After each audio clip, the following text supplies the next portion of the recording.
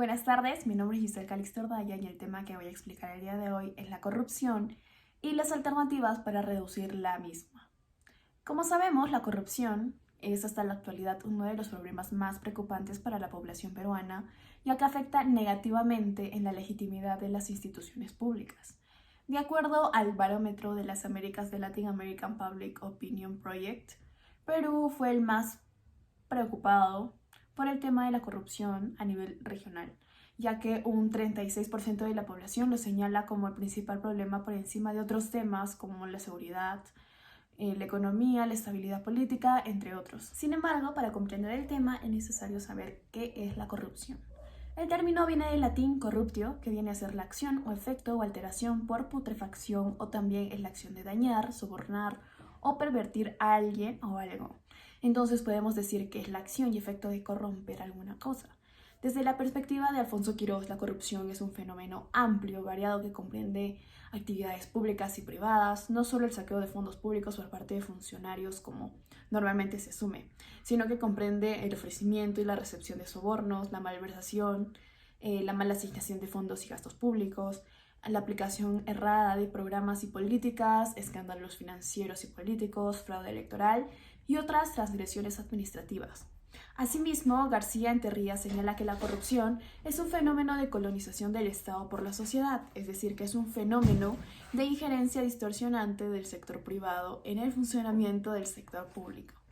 Características de la corrupción. Podemos observar que la corrupción se materializa principalmente en el abuso de poder, el cual se expresa en el uso de oportunidades desde posiciones públicas o privadas con la finalidad de obtener beneficios grupales o personales. También está la carencia o las debilidades de los procedimientos y mecanismos institucionales que deberían, en teoría, garantizar la transparencia en el ejercicio de las funciones. Tenemos también la debilidad en los marcos legales que deberían tipificar y sancionar la corrupción administrativa pública, la ausencia de valores o reforzamiento de las actitudes individualistas, ya que se sustituyen los valores éticos como la honestidad, solidaridad y responsabilidad. También, por último, está la impunidad en que se encuentran los actos de corrupción, sobre todo en la administración pública. Como vemos, la corrupción se expresa de múltiples maneras y siendo alguna de sus expresiones más visibles, más comunes, el tráfico de influencias y la obtención de prebendas personales que son parte del abuso de poder. Ahora vamos a hablar sobre los tipos de corrupción. Primero tenemos la corrupción a gran escala, la cual consiste en actos cometidos en niveles más altos del gobierno que involucran la distorsión de políticas o funciones centrales del Estado y que permiten a los líderes beneficiarse a expensas del bien común.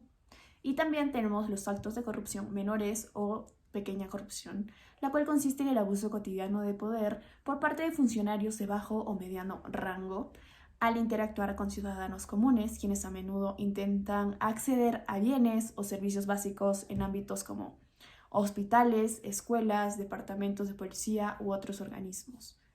Como podemos observar, la corrupción supone una amenaza y una debilidad en el sistema peruano, pues no permite el debido funcionamiento de las instituciones a nivel público y privado, afectando negativamente en el desarrollo del Perú en diferentes ámbitos, como ya se mencionó, a nivel educativo, a nivel económico, a nivel cultural, entre otros. Por la urgente necesidad de mejorar este contexto, el país se vio con la necesidad de proponer alternativas de solución o de reducción, y para ello se publicó el Decreto Supremo 44/2018 que aprueba el Plan Nacional de Integridad y Lucha contra la Corrupción del año 2018 al 2021, el cual tiene como objetivo prevenir y combatir la corrupción a través de instancias gubernamentales.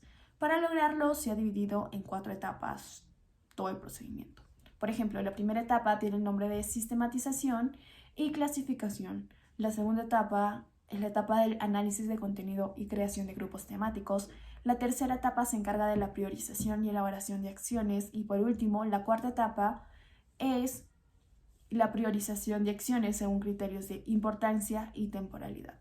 Asimismo, este decreto supremo tiene como áreas prioritarias la infraestructura, las contrataciones, captura de política de las instituciones y la microcorrupción. Y los problemas de corrupción los combatirá principalmente con acciones de reforma normativa o institucional, acciones de fortalecimiento institucional y acciones de creación o fortalecimiento de instrumentos operativos y de información.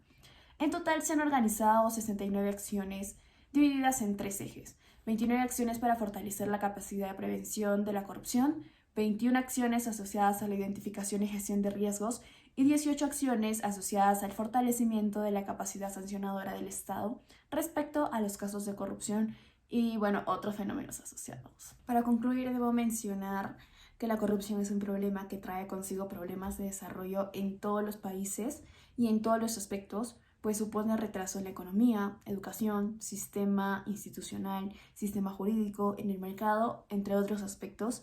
Y teniendo un plan que luche contra la corrupción, se debe cumplir en toda su extensión para poder cumplir todos los objetivos que tienen estos planes o estas proyecciones.